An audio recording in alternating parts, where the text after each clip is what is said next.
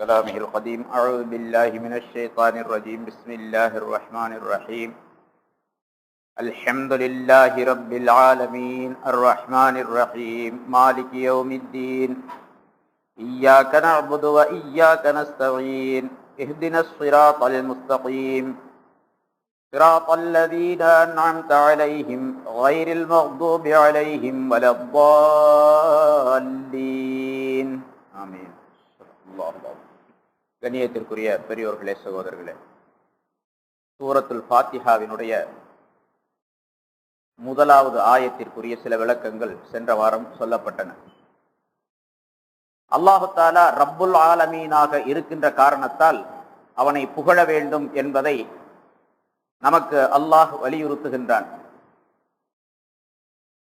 இந்த ஆலம் என்பது எப்படிப்பட்ட பிரம்மாண்டமான ஒரு படைப்பு, ஒரு பொருள் என்பது பற்றியுள்ள சில விளக்கங்கள் சொல்லப்பட்டன. இத்துணை பெரிய ஆலத்திற்கு, இந்த ஆலத்திற்குள்ளே இருக்கக்கூடிய கோடான கோடி பொருள்களுக்கு படைப்பாளனாக, பாதுகாப்பாளனாக, வளர்த்து வரக்கூடியவனாக, பரிபாலித்து வரக்கூடியவனாக இருக்கின்ற காரணத்தால் புகழனைத்தும் அல்லாஹுக்கே என்பதாக சொன்னோம்.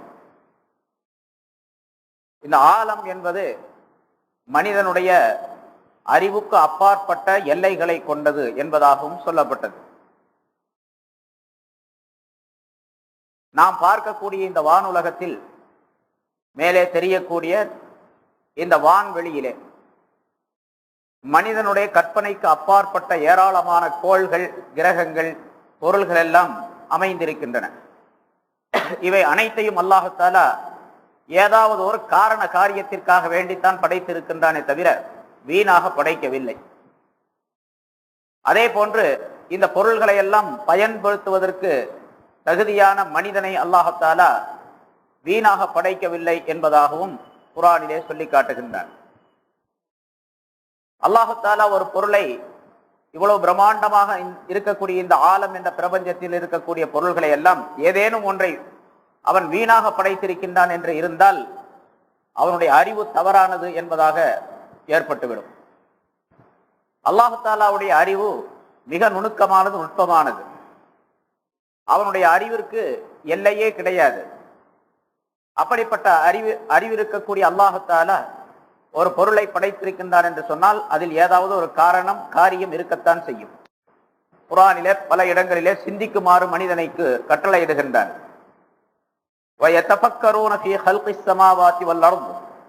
வானங்களையும் பூமியையும் படைத்திருக்கக்கூடிய விஷயத்திலே அந்த மனிதர்கள் சிந்திப்பார்கள் என்று மூமின்களை பற்றி அல்லாஹ் தஆலா சொல்லுகின்றான். மூமின்கள் இந்த வானம் பூமியில் இருக்கக்கூடிய பொருள்களை எல்லாம் சிந்தித்து பார்க்க வேண்டும் என்பதை கட்டளையிட்டு அதன் மூலமாக அல்லாஹ் தஆலாவுடைய குதிரத்தையும் அவனுடைய அறிவையும் தெரிந்து கொள்ள வேண்டும் என்று அல்லாஹ் தஆலா விரும்புகின்றான். எனவேதான் ரப்புல் ஆலமீன் என்று தன்னை பற்றி அறிமுகப்படுத்தி அல்லாஹுவை புகழுவது, அவனை புகழ்வது என்பது மிக தகுதியானதுதான் என்பதை தெரியப்படுத்துகின்றான். எனவே அல்ஹம்துலில்லாஹ் என்று அல்லாஹுவை புகழ்வது, ரப்புல் ஆலமீனாக அவன் இருக்கின்ற காரணத்தால் புகழுகின்றோம் என்பதை அல்லாஹ் அங்கே அந்த ஆயத்தில் உறுதிப்படுத்துகின்றான். வேறு பல விளக்கங்களும் சொல்லப்பட்டன. இவ்வளவு பெரிய ரப்பாக இருக்கக்கூடிய, பிரம்மாண்டமான இந்த ஆலத்தினுடைய ரப்பாக இருக்கக்கூடிய அல்லாஹுதான் புகழ்ச்சிக்கும் போற்றுதலுக்கும் பாராட்டுவதற்கும் தகுதியானவன், அவனை தவிர வேறு எவரும் கிடையாது என்பதையும் அல்லாஹ் தெரியப்படுத்துகின்றான். ஆகவே மனிதர்களாகிய நாம் நம்மை நாமே பரிசுத்தப்படுத்திக் கொள்ளுவதோ புகழ்ந்து கொள்வது என்பதோ கூடாது. புகழை பற்றி முன்னால் பல விளக்கங்கள் சொல்லப்பட்டிருக்கின்றன. யார் யாரை புகழ்ந்தாலும் சரி, எப்படி புகழ்ந்தாலும் சரி, அந்த புகழ்ச்சி அனைத்தும் அல்லாஹ் தஆலாவுக்குத்தான் சொந்தம். புகழ்ச்சியிலே 4 வகைகள் இருக்கின்றன. எந்த புகழும், எல்லா புகழும் அல்லாஹ் தஆலாவுக்குத்தான் சொந்தம் என்பதாக சொல்லப்பட்டது. ஆகவே மனிதன் தன்னைத்தானே புகழ்ந்து கொண்டு தான் பரிசுத்தமானவன் என்பதாக சொல்லிக் கொள்ளக்கூடாது என்பதையும் அல்லாஹ் தஆலா தெரியப்படுத்துகின்றான். குர்ஆனிலே வேறொரு இடத்திலே அல்லாஹ் சொல்லும் பொழுது, ஃபலா துஸக்கு அன்ஃபுஸக்கும், உங்களை நீங்களே பரிசுத்தவான்களாக ஆக்கிக் கொள்ள வேண்டாம் என்று அல்லாஹ் தஆலா சொல்லுகின்றான். என்னை நான் புகழுகின்றேன் என்று சொன்னால் நான் ரொம்ப சுத்தமானவன் என்று நான் என்னை சொல்லிக் கொள்ளுகிறேன் என்று அர்த்தம். என்னை நானே சுத்தமாக்கிக் கொள்ளக்கூடாது. ஏனென்றால் பரிசுத்தமாக, பரிபூர்ணமான சுத்தத்தோடு, பரிசுத்தத்தோடு இருக்கக்கூடிய தன்மை எனக்கு கிடையாது, எந்த மனிதருக்கும் கிடையாது.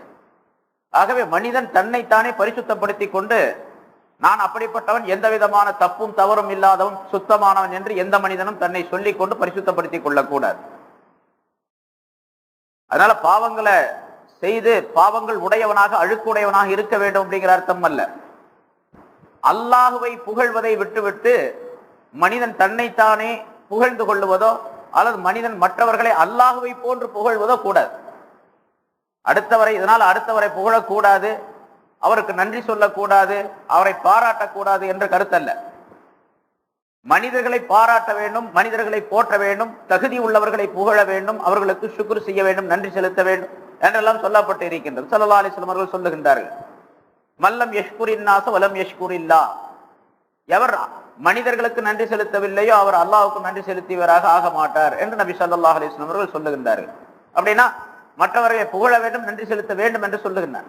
ஆனால் அல்லாஹுவை எப்படி புகழுகின்றானோ அது போன்று, அல்லாஹுக்கு எப்படி சுக்ர் செய்கின்றாரோ அது போன்று மற்ற மனிதர்களை புகழக்கூடாது, சுக்ர் செய்யக்கூடாது அப்படிங்கிற அர்த்தம். ஏனென்றால் அல்லாஹ் தஆலா அந்த ஆயத்தில் சொல்லும்போது, ஃபலா துஸக்கு அன்ஃபுஸக்கும், உங்களை நீங்களே பரிசுத்தவான்களாக ஆக்கிக் கொள்ள வேண்டாம், ஹுவ அஅலமு பிமனித்தகா, யாருக்கு தக்வா இருக்கின்றது என்பதை அவன்தான் அறிந்தவனாக இருக்கின்றான். தக்வா யாருக்கு இருக்குது? அல்லாஹ்வுடைய பயபக்தி உள்ளவனாக யார் இருக்கின்றார் என்பதை அவன்தான் அறிந்தவனாக இருக்கின்றான். எனவே யாரும் உங்களிலே யாரும் அல்லாஹுவை பரிசுத்தப்படுத்துவதை போன்று உங்களை பரிசுத்தப்படுத்திக் கொள்ள வேண்டாம்.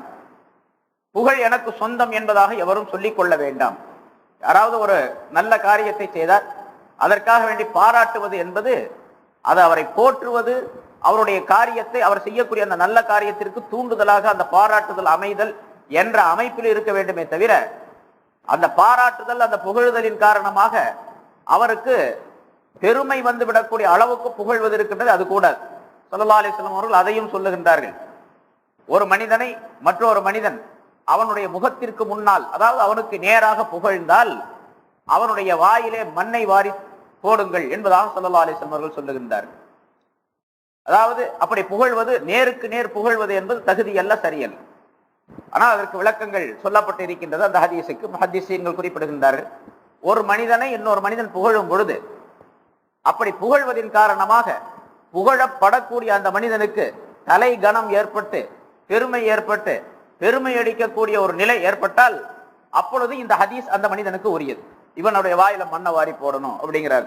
ஏன்னு கேட்டா, இவன் அவனை பெருமையாளனாக ஆக்குவதற்கு, அல்லாஹுக்கு சொந்தமான பெருமையை இவனுக்கு உண்டாக்குவதற்கு காரணமாக இந்த மனிதன் இருந்து விட்டார். ஆகவே அப்படி அந்த மனிதன் செய்யக்கூடாது. அப்படி செய்தால் அந்த மனிதனுடைய வாயில் மண்ணை வாரி போட வேண்டும் என்று ஸல்லல்லாஹு அலைஹி வஸல்லம் அவர்கள் சொல்லுகின்றார். சரி, அப்படி ஒரு மனிதனுக்கு பெருமை வரவில்லை என்று சொன்னால் அந்த மனிதனை புகழ்வது கூடும். ஒருத்தர் இன்னொருவரை புகழுகின்றார், பாராட்டுகின்றார், நன்றி செலுத்துகின்றார். அதன் காரணமாக அவருக்கு பெருமை வருவது கிடையாது, பெருமை அடிக்க மாட்டார், அவர் அதன் காரணமாக தலை கனமுள்ளவராக ஆகிவிட மாட்டார் என்ற நிலை இருந்தால் அவரை போற்றுவது புகழ்வதிலே முகத்துக்கு நேராக, அதாவது முன்னிலையிலேயே புகழ்வது எந்த விதமான தவறும் கிடையாது. அப்படி இல்லாவிட்டால் முன்னிலையிலே புகழக்கூடாது. அவர் அறியாமல் அவர் இல்லாதிருக்கக்கூடிய நேரத்தில் தான் மற்றவர்களிடத்தில் அவரை பற்றி புகழ வேண்டும், நல்ல காரியங்களுக்காக வேண்டும். இது அதாவது அபூபக்கர் சித்திக் ரலியல்லாஹு தஆலா அன்ஹு அவர்கள் இப்படி முகத்துக்கு நேராக யாராவது அவர்களை புகழ்ந்தால் மிகப்பெரிய கவலை உடையவர்களாக ஆகிவிடுவார்கள். உடனே அல்லாஹ்விடத்தில் துஆ செய்யக்கூடியவர்களாக இருப்பார்கள். நீங்க ரொம்ப அதிகமாக வணக்கம் செலுத்துகின்றீர்கள், நீதியாக ஆட்சி செலுத்துகின்றீர்கள், அல்லது ரொம்ப அதிகமான தீனுக்கு உதவி செய்கின்றீர்கள், ரொம்ப பரோபகாரியாக இருக்கின்றீர்கள் என்றெல்லாம் அவர்களை பற்றி பலரும் புகழுவார்கள். அப்படி புகழக்கூடிய நேரங்களில் எல்லாம் ஹஜ்ரத் அபூபக்கர் சித்திக் ரலியல்லாஹு தஆலா அன்ஹு அவர்கள் இப்படி சொல்லிக் கொள்வார்கள், யா அல்லாஹ், என்னை பற்றி என்னை விட உனக்கு நன்றாக தெரியும், என்னை பற்றி என்னை விட உனக்கு நன்றாக தெரியும். அப்படித்தானே ஒவ்வொரு மனிதருக்கும் எனக்கு என்னை பற்றி என்ன தெரியுமோ அதை விட அல்லாஹ்வுக்கு என்னை பற்றி அதிகமா தெரியும். என்னை பற்றி என்னை விட உனக்கு நன்றாக தெரியும், அதிகமாக தெரியும். என்னை பற்றி எனக்கு இவர்களை விட அதிகமாக தெரியும். இவர்கள் என்ன புகழ்றாங்க, அவர்களை விட எனக்கு அதிகமாக தெரியும். ஆகவே இவர்கள் புகழக்கூடிய இந்த புகழ்ச்சிக்காக வேண்டி என்னை குற்றம் பிடித்து விடாதே அப்படின்னு துஆ கேட்பாங்க. இது ஒரு தக்வா உள்ள மனிதனுடைய இயல்பான நிலை, மனோநிலை. யாராவது புகழ்ந்தால் அந்த புகழ்ச்சியின் காரணமாக இவருக்கு தலைகணம் ஏற்பட்டு விடக்கூடாது, மனதிலே பெருமை ஏற்பட்டு விடக்கூடாது. அப்படி ஏற்பட்டால் அந்த புகழ்ச்சி மிக கெட்டது, அப்படி புகழக்கூடிய, நேருக்கு நேர் புகழக்கூடிய அந்த மனிதனுடைய முகத்திலே கரியை பூச வேண்டும், மண்ணை பூச வேண்டும், மண்ணை போட வேண்டும் என்று ஸல்லல்லாஹு அலைஹி வஸல்லம் அவர்கள் சொல்லுகின்றார்கள். ஆக அல்லாஹ் தஆலா ஒருவன் தான் ஹகீகி ஹம்து, அதாவது உண்மையான புகழ்ச்சிக்கு தகுதியானவன் என்பதை அல்லாஹ் தஆலா இங்கே சொல்லி காட்டுகின்றான். ஏனென்றால் அவன் ரப்புல் ஆலமீனாக இருக்கின்றான் என்ற அந்த வாசகத்தின் மூலமாக, ரப்புல் ஆலமீன் என்ற வாசகத்தின் மூலமாக தன்னுடைய தன்மைகளை, தன்னுடைய ஆற்றலை, தன்னுடைய அறிவை எல்லாம் சொல்லி காட்டி அதை அல்லாஹ் தஆலா விளக்குகின்றான். இந்த ஆலம் என்பதற்கு பல விளக்கங்கள் சென்ற வாரம் சொல்லப்பட்டன. அதே போன்று 7 வானங்கள் 7 பூமிகள் என்பதற்கும் சில விளக்கங்கள் சொல்லப்பட்டன. இந்த காலம் இருக்கின்றதே, அதே போன்று பிரபஞ்சத்தை உண்டாக்கிய காலம் இருக்கின்றதே, அது இந்த ஆலம் என்ற பிரபஞ்சத்தினுடைய தன்மையை வெளிப்படுத்தக்கூடியதாக அமைந்திருக்கின்றது. இப்பொழுது இந்த ஆலம் என்பது உருவாகி எவ்வளவு காலம் ஆகின்றது? சாதாரணமாக ஆதம் அலைஹிஸ்ஸலாம் அவர்களை, மனித இனத்திலே ஆதம் அலைஹிஸ்ஸலாமை முதலாவதாக படைத்தான் என்று நாம் நம்பி இருக்கின்றோம். ஆதம் அலைஹிஸ்ஸலாம் அவர்களுடைய படைப்புக்கு முன்னால், அவர்கள் இந்த உலகத்தில் வாழ்ந்து வருவதற்கு முன்னால் ஜின்கள் என்ற ஒரு இனத்தினர் இந்த உலகத்திலே வாழ்ந்தார்கள், பூமியிலே வாழ்ந்தார்கள் என்று ஹதீஸிலே குறிப்பிடப்படுகின்றது. அந்த ஜின் இனத்தினர் மனிதர்கள் அட்டூழியம் செய்வதை போன்று அட்டூழியங்கள் செய்ததின் காரணமாக, ஒருவருக்கொருவர் சண்டையிட்டுக் கொண்டு ரத்தத்தை சிந்தியதின் காரணமாக, அல்லாஹ்வுடைய கட்டளைகளுக்கு மாறு செய்து வாழ்ந்ததின் காரணமாக அவர்கள் எல்லாம் அல்லாஹ் தஆலா அழித்து விட்டு இந்த மனித சமுதாயத்தை உற்பத்தி செய்தார் என்று சொல்லப்பட்டிருக்கின்றது. அதனால்தான் ஆதம் அலைஹிஸ்ஸலாத்தை படைக்கும் பொழுதும் கூட மலக்குகள் அல்லாஹ் தஆலாவிடத்தில் சொன்னார்கள், பூமியிலே ரத்தத்தை சிந்தக்கூடிய ஒரு சமுதாயத்தை நீ படைக்க போகின்றாயா அப்படின்னு கேட்டாங்க. அவங்களுக்கு எப்படி தெரியும் பின்னால இவங்க சண்டை போட்டுக்கிட்டு ரத்தத்தெல்லாம் சிந்துவாங்க அப்படிங்கறத மலக்குகளுக்கு எப்படி தெரியும் கேட்டா, அந்த ஜின்கள் சண்டை போட்டுக்கிட்டு இருந்தாங்க முதல்ல, அதை பார்த்து இருக்கிறாங்க. அதனால அவங்கள போலதானே இவங்களும் இருப்பாங்க, இப்ப புதுசா படைக்க போற ஒரு படைப்பும், அதனால சண்டை போட்டுக்கிட்டு இருக்கக்கூடிய ரத்தத்தை சிந்தக்கூடிய ஒரு சமுதாயத்தை படைக்க போகிறாயா அப்படின்னு சொல்லி அல்லாஹ் தஆலா கேட்டதாக சொல்லப்படுது.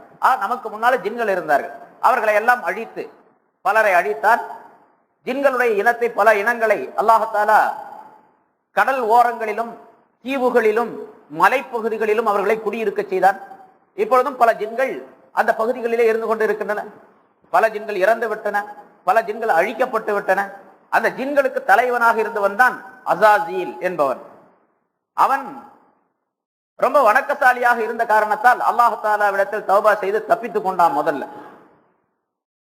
அப்படி அவன் அல்லாஹ்வை அதிகமாக வணங்கியதின் காரணமாக, போற்றியதின் காரணமாக அவனுக்கு வானுலகத்தில் ஒரு அந்தஸ்தை அல்லாஹ் தஆலா கொடுத்து மலக்குகளுக்கெல்லாம் உஸ்தாத் ஆக்கி வச்சான். பிறகு ஆதம் அலைஹிஸ்ஸலாத்தை படைக்கும் பொழுது அவன் அல்லாஹ் சொன்னதை கேட்காத காரணத்தினால், அவன் ஆதமுக்கு சஜிதா செய்யாத காரணத்தான், பின்னால் அந்த சட்டம் எல்லாம் வரும், சஜிதா செய்யாத காரணத்தால் அவன் மீது அல்லாஹ் தஆலா தன்னுடைய லாஅனத் சாபத்தை இறக்கி வைத்து அவனை இந்த உலகத்திலே தூக்கி எறிந்தான். இனி கியாமத் நாள் வரைக்கும் மனிதர்களை கெடுக்கக்கூடிய வேலையை அவன் செய்து கொண்டு இருக்கின்றான். இதெல்லாம் அந்த ஷைத்தான் இருக்கின்றான், அவனுக்கு பேர் தான் ஷைத்தான்னு சொல்றோம், இப்லீஸ்னு சொல்லப்படுகின்றது, ஷைத்தான்னு சொல்லப்படுகின்றது.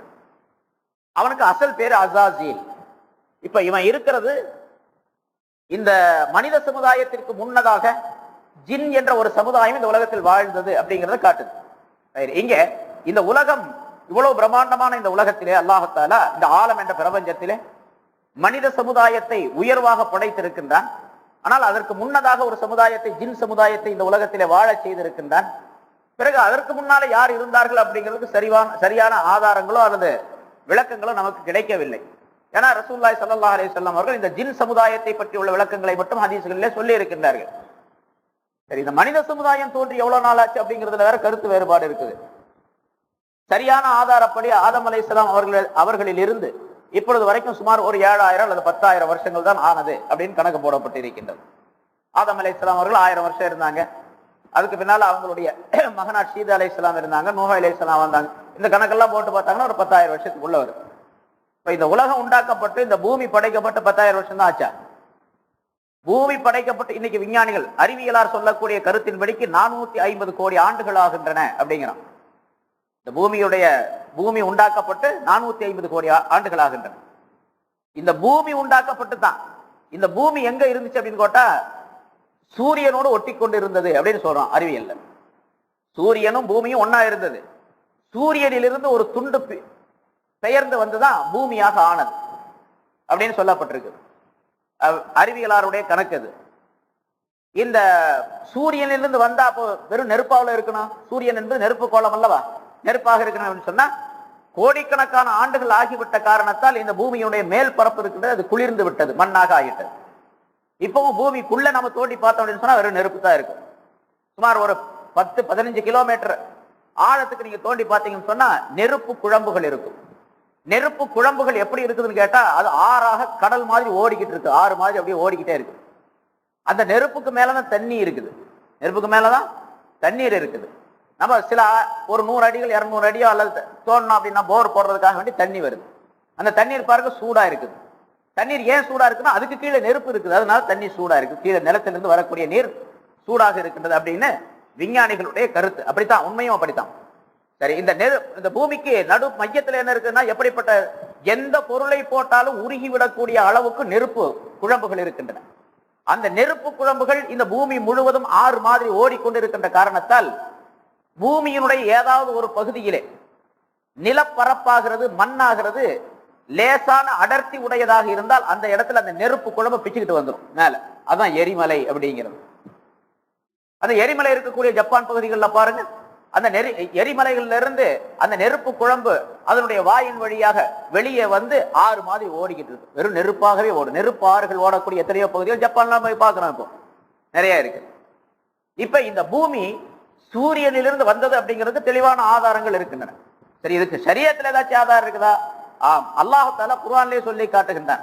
கானத்தா ரத்கன் ஃபஃபதக்னாஹுமா, இந்த வானமும் பூமியும் ஒன்றாக இருந்தன, நாம் தான் அவற்றை பிளந்து எடுத்தோம் என்று அல்லாஹ் தஆலா வேறொரு இடத்துல குர்ஆன்ல சொல்லி காட்டுகின்றான். வானமும் பூமி ரெண்டும் ஒன்னா தான் இருந்துச்சு, அதை நாம் பிளந்து எடுத்தோம். தஃப்சீர்ல முஃபஸ்ஸிரீன்கள் பல கருத்துக்களை சொல்லுகின்றார்கள். அந்த ஆயத்திற்கு, அந்த வசனத்திற்கு பல விரிவுரைகளை சொல்லுகின்றார்கள். ரெண்டும் ஒன்னா இருந்துச்சுன்னு சொன்னா முதல்ல வந்து அல்லாஹ் தஆலா வானத்தை பூமி எல்லாம் ஒன்னா படைச்சான். பிறகு இந்த பூமியை தனியாக பிரித்தெடுத்து பூமி என்ற ஒரு அமைப்பை உண்டாக்கினான். இந்த பூமியில் தான் மனிதன் வாழ முடியும் என்ற நியதியையும் அல்லாஹ் தஆலா ஏற்படுத்தினான். இந்த பூமியை தவிர இந்த ஆலம் என்ற பிரபஞ்சத்தில் இருக்கக்கூடிய வேறு எந்த கோலத்திலும் எந்த கிரகத்திலும் மனிதன் வாழ முடியாது என்ற நியதியையும் ஏற்படுத்தினான்.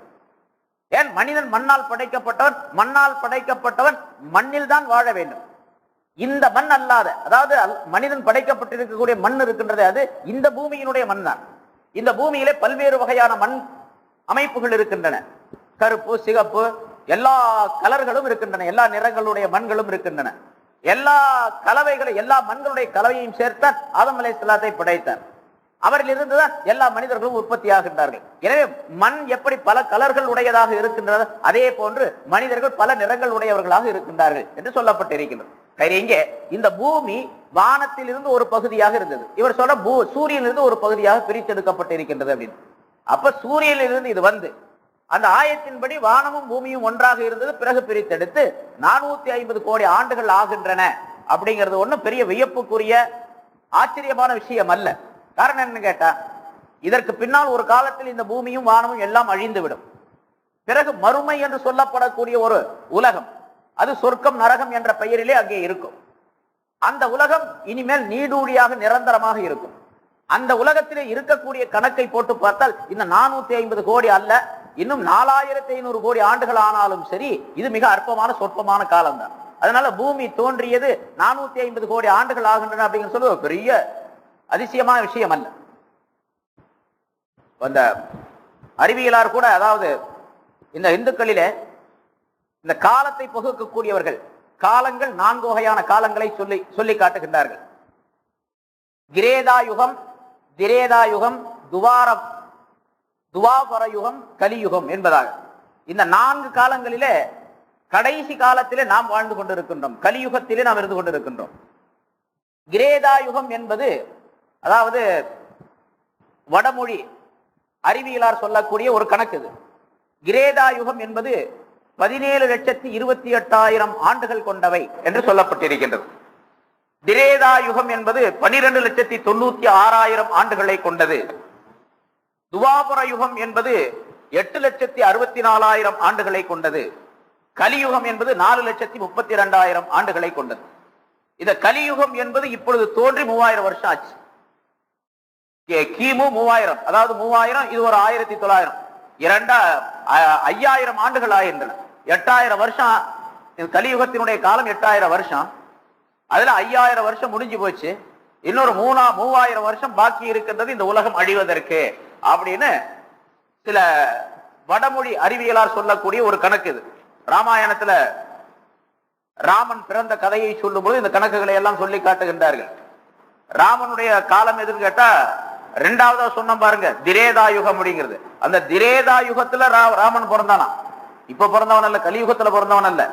அதுக்கு முன்னால உள்ள துவாபர யுகம் இருக்கு, அதுல பிறந்தவனும் அல்ல. அதுக்கு முதல்ல பிறந்தவன் ராமன். திரேதா யுகம் என்று 2வது 12,96,000 ஆண்டுகள் இருந்துச்சு. அதுல ஒரு காலத்துல பிறந்தவன். அந்த அதாவது இது ஒரு 5000 ஆண்டுகள் முடிந்து விட்டன இந்த கலியுகத்துல. அதற்கு முன்னால 8 லட்சம் ஆண்டுகள் துவாபர யுகம் என்பது இருந்தது. அதற்கு முதல்ல ஒரு 12 லட்சம். ஆக 20 லட்சம் ஆண்டுகளுக்கு முன்னால அவர் பிறந்தார். 20 லட்சம் ஆண்டுகளுக்கு முன்னால அயோத்தியில பிறந்தார் அப்படின்னு சொல்றான். இப்போ அயோத்தியில 20 லட்சம் ஆண்டுகளுக்கு முன்னால. இப்ப பிறந்தவன் எந்த இடத்துல பிறந்தான்னு சொல்ல முடியல. போன வருஷம் பிறந்தவன் எந்த இடத்துல பிறந்தானா அதுல கருத்து வேறுபாடு. அவன் அங்க பிறந்தானா இங்க பிறந்தானா அப்படின்னு. ஹாஸ்பிட்டல்ல பிறந்தவன் எழுதி வச்சிருக்கான். அவன்கிட்ட கேட்டா கூட இல்ல இந்த ஹாஸ்பிட்டல்ல பிறக்கல, அந்த ஹாஸ்பிட்டல் தான் பிறந்தான் அப்படிங்கிறான். 10-20 வருஷத்துக்கு முன்னால, 50 வருஷத்துக்கு முன்னால. நேத்து பிறந்தவன் கேட்டாங்க கூட இख्तिलाफ. இன்னைக்கு இங்க பக்கத்துல ஒரு இடத்துல ஒரு ஆக்சிடென்ட் ஆயிடுதுன்னு வச்சுங்க. எப்படிங்க ஆக்சிடென்ட்? சைக்கிள் போச்சு லாரி வந்து மோதிச்சு அப்படின்னு ஒருத்தன் சொல்றான். இன்னும் இல்ல லாரி வந்துச்சு சைக்கிள் போய் மோதிச்சு அப்படிங்கிறான். இன்னொருத்தர் 2 மோதல இது இந்த பக்கம் போச்சு அந்த பக்கம் போச்சு, இவன் குறுக்க வந்தா செத்து போனா அப்படிங்கிறான். இப்ப பக்கத்துல நம்ம பார்க்கணும். இதுலயே இख्तिलाफ, கருத்து வேறுபாடுகள். இவன் சொன்னா 20 லட்சம் வருஷத்துக்கு முன்னால அயோத்தியில பிறந்தானா. அது அந்த மஸ்ஜித் இருக்குது பாருங்க, பாபர் மஸ்ஜித், அந்த இடத்துல தான் பிறந்தான். அந்த நிலத்துலதான் பிறந்தான். அதனால அந்த நிலத்துல அந்த இடத்துல மஸ்ஜித் கட்டக்கூடாது அப்படிங்கிறான். சரி, இங்க நம்ம காலத்தை சொல்ல வர்றோம். காலம் என்பது இப்ப அல்லாஹ்தாலா இந்த ஆலம் என்ற பிரபஞ்சத்தை படைத்து இதுல இப்படிப்பட்ட காலங்களை எல்லாம் அமைத்திருக்கின்றான். அது அந்த வடமொழி அறிவியலார் சொல்லக்கூடிய அந்த கருத்தின் படிக்கும் கூட இந்த சமாவாத் சென்ற வாரம் விளக்க சொல்லப்பட்ட 7 வானங்கள் 7 பூமி அப்படிங்கிறது சில விளக்கங்கள். அதே போன்று மேலுலகம் கீழுலகம், மேலுலகம் 7 கீழுலகம் 7 என்பதாக அவர்கள் சொல்லுகின்றார்கள். பூலோகம், அதாவது மேலுலகம் என்பது பூலோகம், புவலோகம், சுவலோகம், சனலோகம், தபாலோகம், மகாலோகம், சத்தியலோகம் என்று 7 லோகங்கள். அது மேலுலகங்கள். கீழே உள்ள உலகங்கள் அதலம், விதலம், சுதலம், தராதலம், மகாதலம், இரசாதலம், பாதாளம். நம்ம சாதாரணமா சொல்லுவோம் ரொம்ப கீழே இருக்கிறதுக்கு பேர் பாதாளம் அப்படின்னு சொல்லுவோம். அது பாதாளம் சொன்னா 7வது உலகத்துக்கு சொல்றதா. ஆக இந்த 7 அப்படிங்கிறது, அதாவது மேலுலகம் 7 கீழுலகம் 7 அப்படிங்கிறது முன்னால் உள்ள அறிவியலார் இடத்திலும் கூட பல ஆயிரக்கணக்கான ஆண்டுகளுக்கு முன்னாலும் கூட அந்த பழக்கம் இருந்திருக்கின்றது, அந்த சொல் அவர்களிடத்தில் இருந்திருக்கின்றது. அப்ப அல்லாஹ்தாலா என்ன கேட்டா, ஞானிகள் பலர் தோன்றி தங்களுடைய ஞானத்தின் காரணமாக இந்த ஆழத்தில் நடக்கக்கூடிய பல்வேறு விஷயங்களை சொல்லி இருக்கின்றார்கள். அது நமக்கு தெளிவாக கண் முன்னால இப்ப பெரிய கண்ணாடியின் மூலமாக, தொலைநோக்கியின் மூலமாக தூரத்தில் இருக்கக்கூடிய கிரகங்களை எல்லாம் காணக்கூடிய ஒரு அமைப்பு இப்ப ஏற்பட்டிருக்குது. இது கண்ணாடியின் மூலமாக நம்ம பார்க்கிறோம். அவங்க தங்களுடைய ஞானத்தின் காரணமாக ஞானக்கண்களின் மூலமாக இந்த கண்ணாடி எல்லாமே பார்த்தாங்க. ரசூலுல்லாஹி ஸல்லல்லாஹு அலைஹி வஸல்லம் அவர்களுக்கு அந்த அமைப்பை அல்லாஹ்தாலா தெளிவாக தந்திருந்தான். உட்கார்ந்திருந்த இடத்திலே இருந்து எல்லா உலகத்தினுடைய காட்சிகளையும் சொல்லி கொண்டிருந்தாங்க. சொர்க்கத்தில் நடக்கிறது, நரகத்தில் நடக்கிறது, அங்குள்ள நிகழ்ச்சிகள், அங்குள்ள பழங்கள், அங்குள்ள வேதனைகள், தண்டனைகள், இவையெல்லாம் சொல்லி கொண்டிருந்தாங்க ரசூலுல்லாஹி ஸல்லல்லாஹு அலைஹி வஸல்லம். அதே போல இந்த சமுதாயத்தில் பல வலிமார்கள் தோன்றி தங்களுடைய முகாஷபா, தங்களுடைய முராகபாவின் காரணமாக பல காட்சிகளை சொல்லி காட்டி இருக்கின்றார்கள். எனக்கு என்ன காட்சி தெரியுது, என்ன காட்சி தெரியுது அப்படின்னு சொல்லி. இதெல்லாம் உலகங்கள் பல இருக்கின்றன, பல காட்சிகள் இருக்கின்றன. மனிதனுடைய கற்பனைக்கு அப்பால், மனிதனுடைய அறிவுக்கு அப்பாற்பட்ட பல சங்கதிகள் எல்லாம் நடந்து கொண்டு இருக்கின்றன என்பதை சொல்லி காட்டுகின்றன. இப்ப கூட இன்னைக்கு ராத்திரி வியாழன் என்ற ஒரு கோள்ல இந்த சூரிய குடும்பத்திலே உள்ள சோலார் சிஸ்டம், சூரியனை மையமாக வைத்து 9 கிரகங்கள் சுற்றி கொண்டு வரக்கூடிய ஒரு அமைப்புக்கு பெயர் ஒரு சோலார் சிஸ்டம். இது போன்று இது யூனிவர்சல் என்று சொல்லப்படக்கூடிய பேரண்டத்திற்குள்ள ஆயிரக்கணக்கான சூரிய குடும்பங்கள், சோலார் சிஸ்டங்கள் இருக்கின்றன. பல சோலார் சிஸ்டங்கள் சேர்ந்ததுக்கு பேர் ஒரு கேலக்சி. பல கேலக்சிகள் இந்த பேரண்டத்திற்குள்ளே இருக்கின்றன அப்படின்னு விஞ்ஞானிகள் கணக்கிடுறாங்க. சரி, நம்ம சோலார் சிஸ்டத்தில் இருக்கக்கூடிய பெரிய கிரகம் எதுன்னு கேட்டா வியாழன், ஜூபிட்டர் என்ற கிரகம் தான்.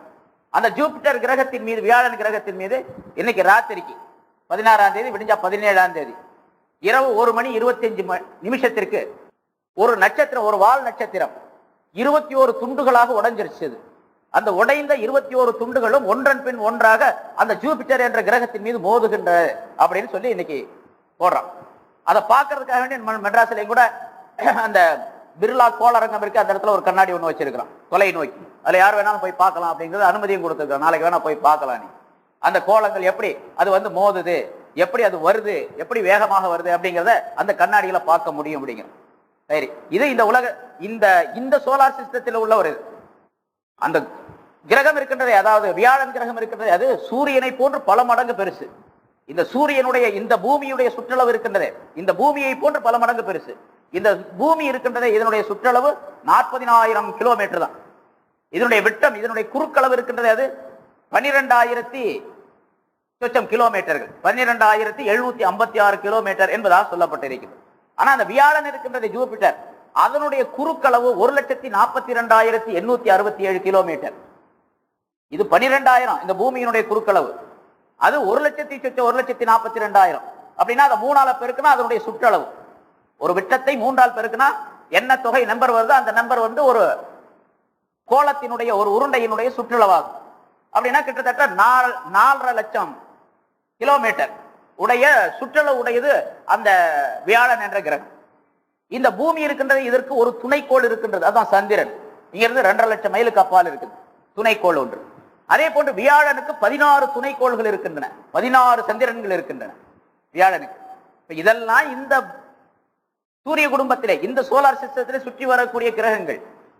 சரி, இந்த பூமி இருக்கின்றதே, சென்ற வாரம் நான் சொன்னேன், இந்த பூமி இருக்கின்றதே தன்னைத்தானே ஒரு நாளைக்கு ஒரு தடவை சுற்றி கொள்ளுகின்றது. ஒரு நாளைக்கு ஒரு தடவை முழுசா சுத்திக்கிறது. அதாவது ஒரு மணி நேரத்திற்கு, அந்த கணக்கின்படி ஒரு மணி நேரத்திற்கு 1000 மைல்கள் வீதம் சுற்றுகின்றது, தன்னைத்தானே சுற்றுகின்றது. சூரியனை சுற்றி வரக்கூடிய பாதையிலே தன்னைத்தானே அப்படி சுத்திக்கிட்டு சூரியனுடைய பாதையிலே சுத்தி வருது இந்த பூமி. அதே போன்று 9 கிரகங்களும் சுத்தி வருகின்றது. இது தன்னைத்தானே சுத்துகின்ற இந்த அளவு இருக்கின்றதே, பூமி ஓடக்கூடிய சூரியனுடைய பாதையிலே ஓடக்கூடிய அந்த வேகம், அது எவ்வளவு தெரியுமா? ஒரு மணி நேரத்திற்கு 66,600 மைல் ஓடுது. 1,66,600 மைல், 1,05,000 கிலோமீட்டர் ஒரு மணி நேரத்துக்கு. ஒரு மணி நேரத்திற்கு 1,05,000 அல்லது 6,000 கிலோமீட்டருடைய வேகத்துல இந்த பூமி ஓடிக்கொண்டு இருக்கின்றது. அப்படி ஓடக்கூடிய, அவ்வளவு வேகமா ஓடக்கூடிய பூமியில தான் நம்ம உட்கார்ந்து இருக்கிறோம். அவ்வளவு வேகமா ஓடக்கூடிய பூமியில தான் இவ்வளவு பெரிய கட்டடங்கள்லாம் இருக்கின்றன. இவ்வளவு பெரிய கட்டடங்கள்லாம் கட்டிக்கிட்டு இருக்கிறோம், அது மேல வாழ்ந்து கொண்டு இருக்கின்றோம். ஒரு மணி நேரத்திற்கு 1,00,000 கிலோமீட்டர் வேகத்திலே செல்லக்கூடிய பூமி. சரி, இது பூமியினுடைய வேகம்.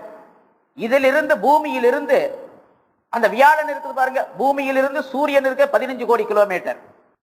பூமியிலிருந்து வியாழனுக்கு சுமார் 62,000 கிலோமீட்டர் தூரம், 62,000 கிலோமீட்டர் தூரத்தில் இருக்கு. இப்ப அவ்வளவு தூரத்தில் இருக்கக்கூடிய 62 கோடி கிலோமீட்டர் சூரியனிலிருந்து பூமி இருக்கின்றது. பூமி 15 கோடி கிலோமீட்டர். பூமியிலிருந்து வியாழன் இருக்கக்கூடிய அந்த தூரம் இருக்கின்றது, அது 62 கோடி கிலோமீட்டர் தூரத்தில் இருக்குது. 62 கோடி கிலோமீட்டர் தூரத்தில் இருக்குது.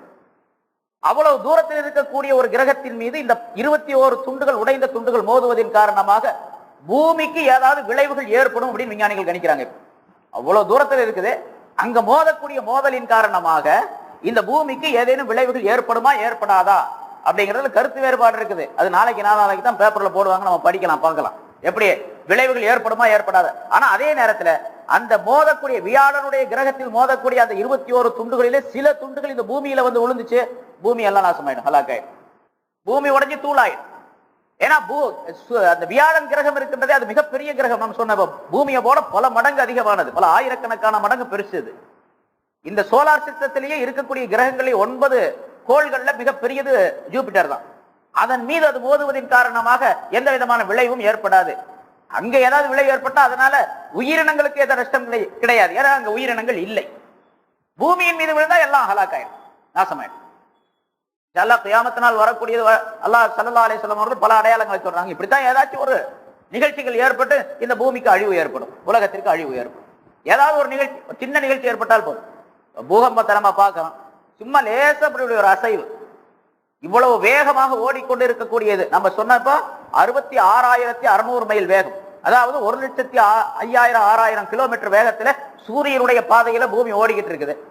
இது குறைஞ்சாலும் கூடினாலும் ஆபத்து, குறைஞ்சாலும் கூடினாலும் ஆபத்து. அதே மாதிரி பூமி தன்னைத்தானே ஒரு மணிக்கு ஒரு 1000 மைல் வீதம் 24 மணி நேரங்களிலே தன்னைத்தானே சுற்றி கொள்ளுகின்றது அப்படின்னு சொல்லப்பட்டிருக்குது. இந்த 24 மணி நேரத்தை குறைச்சாலும் கூட்டினாலும் ஆபத்து. இந்த பூமியில ஒரு கட்டடம் கூட இருக்காது. கூட்டினாலும் ஆபத்து, குறைச்சாலும் ஆபத்து தான். அதனால இதே வேகத்தில் அல்லாஹ் அதனாலதான் என்ன வேகத்தில படைத்து அதை சுற்ற விட்டு இருக்கின்றானோ அந்த வேகத்தில் போய்கொண்டே இருக்க வேண்டும், போய்கொண்டே இருக்கின்றது. அப்படி பூமி போவது இருக்கின்றதே தன்னைத்தானே 24 மணி நேரங்களிலே சுற்றி கொள்வதும், சூரியனுடைய பாதையிலே ஒரு மணிக்கு 1,00,000 கிலோமீட்டர் வேகத்திலே போவதும் இருக்கின்றதே, அதுதான் அதனுடைய இபாதத்து. அதுதான் அதனுடைய இபாதத்து.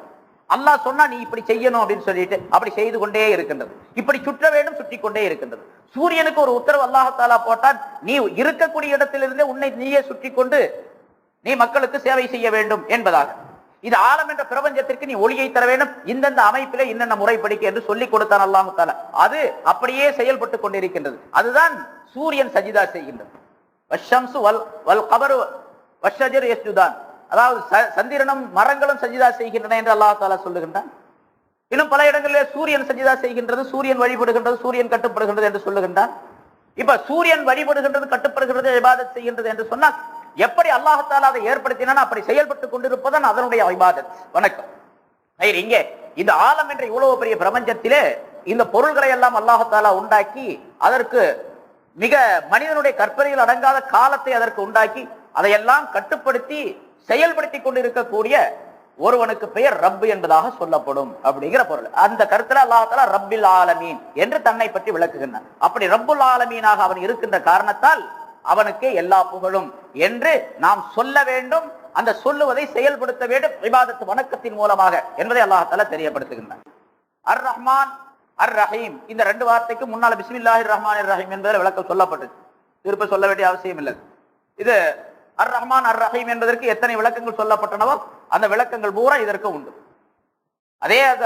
அதே கருத்து தான். அதே அர் ரஹ்மான் அர் ரஹீமை தான் அல்லாஹ் தஆலா திருப்பி சொல்லி காட்டுகின்றான். நீங்க சரி ஏன் திருப்பி இதை சொல்லணும்? ரெண்டாவது முதல்ல பிஸ்மில்லாஹ்ல சொல்லிட்டானே அல்லாஹ் தஆலா, ரெண்டாவது தடவை ஏன் அர் ரஹ்மான் அர் ரஹீம் சொல்லணும் அப்படின்னு கேட்டா, அதனாலதான் இமாம் அபூ ஹனீஃபா ரஹ்மத்துல்லாஹி அலைஹி அவர்கள் சொல்றாங்க இந்த பிஸ்மில்லாஹிர் ரஹ்மானிர் ரஹீம் என்பது அல்ஹம்துல சேர்ந்தது அல்ல. நான் முன்னாலே விளக்கம் சொன்னேன். சூரத்துல் ஃபாத்திஹா 7 ஆயத்துகளை கொண்டது அப்படின்னு சொன்னா முதல் ஆயத்து எது? இமாம் ஷாஃபி ரஹ்மத்துல்லாஹி சொல்றாங்க பிஸ்மில்லாஹிர் ரஹ்மானிர் ரஹீம் முதல் ஆயத்து அப்படிங்கிறாங்க. அபூ ஹனீஃபா ரஹ்மத்துல்லாஹி சொல்றாங்க இல்ல அல்ஹம்துலில்லாஹி ரப்பில் ஆலமீன் தான் முதல் ஆயத்து. அப்ப பிஸ்மில்லாஹிர் ரஹ்மானிர் ரஹீம் என்ன? பிஸ்மில்லாஹிர் ரஹ்மானிர் ரஹீம் எப்ப குர்ஆன் ஓதுறீங்களோ அப்பெல்லாம் முதல்ல ஓதணுங்கிறதுக்காண்டி ஒரு தடவை அல்லாஹ் தஆலா இறக்கி வச்சு. குர்ஆனிலே 6666 ஆயத்துகள்ல ஒரு ஆயத்து அது, அவ்வளவுதான். அதனால சூரத்துல் ஃபாத்திஹாவுல அது சேர்ந்தது அப்படின்னு சொல்லக்கூடாது. ஏன்னு கேட்டா சூரத்துல் ஃபாத்திஹாவுடைய ஆரம்பத்திலேயே அல்லாஹ் தஆலா இரண்டாவது ஆயத்திலே அர் ரஹ்மானிர் ரஹீம் என்று அர் ரஹ்மான் அர் ரஹீம் என்று தன்னுடைய சிபத்துகள் இரண்டை சொல்லி காட்டுகின்றான். இது பிஸ்மில்லாஹிர் ரஹ்மானிர் ரஹீம் சூரத்துல் ஃபாத்திஹாவுல உள்ளது அப்படின்னு இருந்துச்சுன்னு சொன்னா திரும்ப அல்லாஹ் தஆலா இதை சொல்லி இருக்க வேண்டிய அவசியம் இல்லை. அர் ரஹ்மான் அர் ரஹீம் என்று இரண்டாவது தடவை சொல்லி இருக்க வேண்டிய அவசியம் இல்லை என்று மற்றொரு விளக்கம் தரப்படுகின்றது. இங்கே இரண்டாவது தடவை அல்லாஹ் தஆலா அர் ரஹ்மான் அர் ரஹீம் என்று ஏன் சொன்னா? அர் ரஹ்மான் அர் ரஹீம் என்று இரண்டாவது தடவை ஏன் சொன்னா? பிஸ்மில்லாஹிர் ரஹ்மானிர் ரஹீம் சொல்லியாச்சு, இரண்டாவது ஏன் சொன்னா அப்படின்னு கேட்டா, இங்கே அல்லாஹ் தஆலா முதலாவதாக தன்னுடைய அல்லாஹ் யார் அப்படிங்கிறத பத்தி சொல்லும் பொழுது அல்ஹம்துலில்லாஹ் அல்லாஹ் தன்னை பற்றி சொல்லுகின்றான், ரப்புன்னு சொல்லுகின்றான். அந்த ரப்பு எப்படிப்பட்டவன் என்றுதான் இந்த ஆலம் என்ற இந்த பிரம்மாண்டமான ஒரு படைப்பை உருவாக்கி அதை நடத்தி கொண்டிருக்கக்கூடியவன், அதற்குள்ள இருக்கக்கூட கோடான கோடி பொருள்களையும் கொஞ்சம் கொஞ்சமாக வளர்த்து வரக்கூடியவன். ரப்புக்கு விளக்கங்கள்லாம் போன்ற வாரம் சொல்லப்பட்டது. இப்படி எல்லாம் செய்யக்கூடிய ஒரு ரப்பு இருக்கிறான், அல்லாஹ் இருக்கிறான் அப்படின்னு சொன்னா அவன் எவ்வளவு பெரிய சக்தி பெற்றவனா இருக்கணும் அப்படின்னு மனிதனுடைய மனதில ஒரு பிரம்மாண்டமான எண்ணம் வரும். அந்த எண்ணம் வரும் பொழுது அல்லாஹ் பற்றி பயம் வரும். இப்படிப்பட்ட எவ்வளவு பெரிய அல்லாஹ்வா இருக்கிறான், எவ்வளவு பெரிய ரப்பா இருக்கிறான், அவன் முன்னால நம்ம இப்படி எல்லாம் செஞ்சோம்னு சொன்னா கண்டிப்பா நமக்கு நம்ம நரகத்துல போட்டுருவான், தண்டனை கொடுப்பான் அப்படின்னு அவனை பற்றி ஒரு பயம் வரும். அப்படி பயத்தை உண்டாக்கிய பின்னால அல்லாஹ் சொல்றான், மனிதனே நீ அப்படி என்ன பார்த்து நீ பயப்பட வேண்டாம். சிங்கம், புலி, கரடி, பாம்பு, தேலை பார்த்து பயப்படுற மாதிரி என்ன பார்த்து பயப்பட வேணாம். நான் யார் தெரியுமா? அர் ரஹ்மான் அர் ரஹீம். அப்படியே அடுத்தாப்புல பெருதை ஊற்றான், அதாவது ஆசையை தூண்டுகின்றான். இந்த ரப்பு இருக்கிறானே அவன் ஓடி விலகி போகக்கூடிய, அவனை விட்டு விலகி போகக்கூடிய ரப்பு அல்ல, அவனோடு சேர்ந்து இருக்கக்கூடிய ரப்பு. பயத்துல 2 வகை இருக்குது பாருங்க. நம்ம உலகத்திலேயே பார்க்கிறோம். சில மனிதர்களை பார்த்தா அவன் பார்த்து பயந்து ஓடி போயிடுறோம். சில மனிதர்கள் இருக்கிறாங்க பயத்தின் காரணமாக அவங்கள்ட்டையும் பயம், ஆனா மரியாதை கலந்த பயம். ஒரு பெரிய மனிதர் இருக்கிறார், ஒரு பெரிய வலியுல்லா அல்லது பெரிய ஆலிம் ஒருத்தர் இருக்கிறாரு, அல்லது பெரிய மனிதர் ரொம்ப தக்வா உள்ள மனிதர் ஒருத்தர் இருக்காரு, அவர் மீது நமக்கு பயபக்தி இருக்கின்றது. அவரை பார்த்தா ஒரு பயம் பக்தி வருகின்றது. அந்த பக்தி எப்படிப்பட்ட பக்தின்னு கேட்டா, அவரை போய் பார்க்கணும், அவர்கிட்ட போய் உட்காரணும், அவர் சொல்றதை கேட்கணும், அவருடைய முகத்தை பார்த்து கொண்டே இருக்கணும், அவர் பேசுறதை கேட்டுக்கிட்டே இருக்கணும், அப்படிங்கிற ஒரு பயபக்தி. ரசூலுல்லாஹி ஸல்லல்லாஹு அலைஹி வஸல்லம் அவர்களின் மீது சஹாபாக்களுக்கு இருந்த பக்தியை போல. ஸல்லல்லாஹு அலைஹி வஸல்லம் முன்னால வாயவே திறக்க மாட்டாங்க யாரும், அவ்வளவு பயம். ஏன்னு கேட்டா அந்த பயம் எப்படிப்பட்ட பயம் கேட்டா, சிங்கத்தை கண்டு ஓடுவதை போன்றுள்ள பயம் அல்ல, பாம்பை கண்டு பயப்படுவதை உள்ள பயம் அல்ல, ஒரு திருடனை கண்டு பயப்படுவதை போன்றுள்ள பயம் அல்ல, மரியாதை கலந்த பயம். அதனால ரசூல்லாட்ட எப்பவுமே உட்கார்ந்து இருப்பாங்க சேர்ந்து. கொஞ்ச நேரம் பார்க்கல அப்படின்னு சொன்னா அவங்களுக்கு கவலையா போயிடும். ரசூல்லா பார்க்கல அப்படின்னு சொன்னா ரொம்ப கவலையா போயிடும். அது மாதிரி சில பெரிய மனிதர்கள் நம்ம நாட்டிலே இருக்கிறாங்க, நம்ம இடத்துல இருக்கிறாங்க, மெட்ராஸ்லயும் கூட இருக்கிறாங்க. அவங்கள பார்க்கலன்னு சொன்னா நமக்கு கவலையா இருக்கும், அவங்கள பார்க்கணும்னு ஆசை வரும். ஆனா கிட்ட போனோம்னு ஒரு விதமான பயம் ஏற்படும், மரியாதையான பயம். அந்த பயம் அல்லாஹ் தஆலா இடத்துல இருக்கணும் மனுஷனுக்கு. அதனால முதல்ல அல்லாஹ் தஆலா ரப்புல் ஆலமீன் என்று சொல்லி தன்னை பற்றி ஒரு பிரம்மாண்டமான ஒரு நிலையை உண்டாக்குகின்றான் மனிதனுடைய மனதில. அப்படி உண்டாக்கிய பின்னால, மனிதனே, என்னுடைய அடியானே, நீ அப்படி பயப்படாத, என்ற நெருங்கி வா என்று அல்லாஹ் தஆலா கூப்பிடுகின்றான். அர் ரஹ்மான் அர் ரஹீம் என்ற வாசகத்தின் மூலமாக. அவன் எப்படிப்பட்டவன்? உலகத்தில் இருக்கக்கூடிய எல்லோருக்கும் ஒன்று போல் கிருபை செய்யக்கூடியவன், மூமினான மனிதர்களுக்கு பிரத்யேகமாக கிருபை செய்யக்கூடியவன் என்று 2 வார்த்தையை சொல்லி தன்னுடைய அருள் மாறியை இந்த மனித சமுதாயத்தின் மீது பொழிகின்றான். மனித சமுதாயத்தின் மீது மட்டுமல்ல, உலகத்தில் உள்ள இந்த ஆலத்தில் உள்ள அத்தனை பொருள்களின் மீதும் தன்னுடைய ரஹ்மான் ரஹீம் என்ற சிவத்தை பொழிந்து கொண்டிருக்கின்றான் அல்லாஹ் தஆலா என்று இரண்டாவதாக சொல்லுகிறான். அதனால 2வது அல்லாஹ் தஆலா போடுகின்றான். முதல்ல பிஸ்மில்லாஹிர் ரஹ்மானிர் ரஹீம் அந்த அர் ரஹ்மான் அர் ரஹீம் என்ற வார்த்தையை சொல்லும் பொழுது இந்த கருத்து வராது. அங்க எந்த கருத்து? அவன் மீது ஆசை கொள்ளக்கூடிய அமைப்பு என்பது இந்த ரப்புல் ஆலமீனை சொன்ன பின்னால்தான் வரும். அப்ப ரப்புல் ஆலமீனுக்கு பின்னால அர் ரஹ்மான் அர் ரஹீம் என்பதை போட்டு ஆகணும் கண்டிப்பா. அதனால அல்லாஹ் தஆலா அந்த இடத்துல போட்டிருக்கான். இது அல்லாஹ் தஆலாவுடைய வழக்கம். இது அல்லாஹ் தன்னை பற்றி சொல்லும் போது 2 விதமாவும் சொல்லுவான். நான் யார் தெரியுமா? உதச்சன்னா அப்படின்னு சொல்லுவான். அதே நேரத்துல அனைத்தும் கொள்ளுவான். நம்ம குழந்தை, தாயும் தந்தையும் பெற்றோர்கள் குழந்தைகளின் மீது எப்படி பாசமா இருக்கிறாங்களோ அதை போல, இனிமேல் போன உன்னை காலை உடைச்சு போடுவேன் அப்படின்னு சொல்லிட்டு அடிக்கிறது. 2 அடி போட்ட உடனே அப்புறம் முறுக்கு வாங்கிட்டு வந்தா சாப்பிடு அப்படின்னு சொல்றது, பிஸ்கட் வாங்கி கொடுக்கறது. இப்ப அடிக்கிறது அப்புறம் கொடுக்கறது, 2 எதை காட்டு? முதல்ல அதை தர்ஹீப் பயத்தை உண்டாக்குறது, அப்புறம் தர்ஹீப் ஆசையை உண்டாக்குறது. அல்லாஹ் தஆலா இது அல்லாஹ் தஆலாவுடைய சிபாத்துகள்ல சேர்ந்து அல்லாஹ் தஆலா குர்ஆன்ல சொல்லி காட்டுகிறான். நப்பி இபாதி அன்னி அனல் கஃபூருர் ரஹீம். நபியே, இந்த மக்களுக்கு சொல்லி விடுங்கள், அறிவித்து விடுங்கள், அன்னி அனல் கஃபூருர் ரஹீம், நான் எப்படிப்பட்டவன் தெரியுமா? அல் கஃபூர் மன்னிக்க கூடியவன், அர் ரஹீம் கிருபையாளன், ரொம்ப இரக்கம் உள்ளவன், அருள் செய்யக்கூடியவன் என்று இந்த மக்களுக்கு, உலக மக்களுக்கு சொல்லி விடுங்கள், அறிவித்து விடுங்கள் அப்படின்னு சொல்றான். அப்போ அல்லாஹ் மன்னிக்க கூடியவன், கிருபை செய்யக்கூடிய, என்ன வேணாலும் செஞ்சுக்கலாம் அப்படின்னு ஒரு தைரியம் வருது. அப்புறம் அதுக்கு பின்னால சொல்றான், அப்படின்னா தைரியமா இருந்தாத அண்ணா அதாபி ஹுவல் அதாப். அதே ஆயத்துங்க, வேற ஆயத்துல இல்ல. அண்ணா அதாபி ஹுவல் அதாபுல, என்னுடைய தண்டனை இருக்குது, அதுதான் தண்டனை. என்னுடைய தண்டனை இருக்கின்றதே அதுதான் மோவினை தரும் தண்டனை. என்ன போல தண்டனை கொடுக்கக்கூடிய வேற யாருமே கிடையாது உலகத்துல அப்படின்னு சொல்றான் ஒரே ஆயத்துல. நப்பி இபாதி அன்னி அனல் கஃபூருர் ரஹீம், நான் தான் கஃபூருர் ரஹீமாக இருக்கின்றேன் என்று சொல்லிவிடுங்கள். அதே நேரத்துல ரொம்ப தைரியப்பட்டு எல்லா காரியத்தையும் செஞ்சுட்டு இருக்கலாம் அப்படின்னு நினைச்சுக்காதீங்க, நான் ரொம்ப வேதனை செய்யக்கூடிய அப்படிங்கிறதையும் சொல்லி போடுங்க என்று அல்லாஹ் தஆலா சொல்லுகின்றான். அதனாலதான் அல்லாஹ் தஆலாவுடைய ரஹமத்தும் ஏராளம், அல்லாஹ் தஆலாவுடைய தண்டனையும் மிகப்பெரியது. ஸல்லல்லாஹு அலைஹி வஸல்லம் ஒரு ஹதீஸ்ல சொல்லுகின்றார்கள், லவ் யஅலமுல் முஃமினு மா இன்தல்லாஹி மினல் உகூபா மா தமா ஃபீ ஜன்னத்திஹி அஹதுன். ஒரு மூமினான மனிதன் அல்லாஹ்விடத்தில் என்ன தண்டனை இருக்கின்றது என்பதை விளங்கி இருந்தால், தெரிந்திருந்தால், ஒரு மூமினான மனிதன் அல்லாஹ்விடத்தில் எவ்வளவு தண்டனை இருக்கின்றது என்று தெரிந்திருந்தால் சொர்க்கத்துக்கு போறதுக்கு யாருமே ஆசை வைக்க மாட்டார்கள். அவ்வளவு நம்ம எங்க சொர்க்கம் போக போறோம், அவ்வளவுதான், அல்லாஹ் எவ்வளவு பெரிய தண்டனை உள்ளவனா இருக்கிறான் அப்படின்னு நினைச்சு சொர்க்கத்துக்கு போறதே ஆதரவு இழந்துருவாங்க. நம்மெல்லாம் சொர்க்கமே போக முடியாதுங்க என்று நினைப்பான். அதே மாதிரி வலவ் யஅலமுல் காஃபிரு மா இன்தல்லாஹி மினர் ரஹ்மதி, அல்லாஹ் தஆலாவிடத்தில் எவ்வளவு ரஹமத் இருக்குது அப்படின்னு ஒரு காஃபிர் தெரிஞ்சிருந்தா, எவ்வளவு ரஹமத் இருக்குன்னு ஒரு காஃபிர் தெரிந்தால், மா கனத மிர் ரஹ்மத்திஹி அஹதுன், அவனுடைய ரஹமத்தை விட்டு எந்த காஃபிர்ல எந்த மனிதனும் நிராசையாகி விட மாட்டான், ஆதரவு இழந்து விட மாட்டான், ஆதரவு வைப்பான். கண்டிப்பா அல்லாஹ் நம்ம மன்னிப்பான், நமக்கு சொர்க்கம் கொடுப்பான், அவன் நம்மை ஆதரிப்பான், அருள் செய்வான் அப்படின்னு நம்பி உடனே ஈமான் கொண்டவனாக ஆயிடுவான் என்று ஸல்லல்லாஹு அலைஹி வஸல்லம் அவர்கள் அல்லாஹ் தஆலாவுடைய ரஹமத்தையும் அல்லாஹ் தஆலாவுடைய தண்டனையையும் பற்றி சொல்லி காட்டுகின்றார்கள். இது பல இடங்கள்ல குர்ஆன்ல அல்லாஹ் தஆலா சொல்லி காட்டுகின்றான். அந்த அமைப்பிலே அல்லாஹ் தஆலா ரப்புல் ஆலமீன் என்று தன்னை விளம்பரப்படுத்தி அறிமுகப்படுத்தி, ரப்புல் ஆலமீன் இவ்வளவு பிரம்மாண்டமானவன், அவ்வளவு சக்தி வாய்ந்தவன். நம்ம சொல்றோம், இந்த நாட்டுல ஒரு ஜனாதிபதி இருக்கிறாரு, அவர் ஜனாதிபதிக்கு இவ்வளவு பெரிய பவர் இருக்குது என்று சொன்னா, அவனுடைய பவரை வச்சு என்ன வேணாலும் செய்யலாங்க, நம்மளால ஒண்ணுமே பண்ண முடியாது. நம்மள்ட்ட எவ்வளவு நியாயம் இருந்தாலும் சரி, எவ்வளவு ஆதாரம் இருந்தாலும் சரி, அவன் சொன்னதுதான் சட்டம், அவன் செய்ததுதான் முடிவு, அவன் செய்ததுதான் தீர்ப்பு, அதை மீறி யாரும் எதையும் செய்ய முடியாது அப்படின்னு ஒரு ஜனாதிபதி பத்தி விளங்கினா என்ன நினைப்பா, அவன் மேல ஒரு பயம் ஏற்படும்.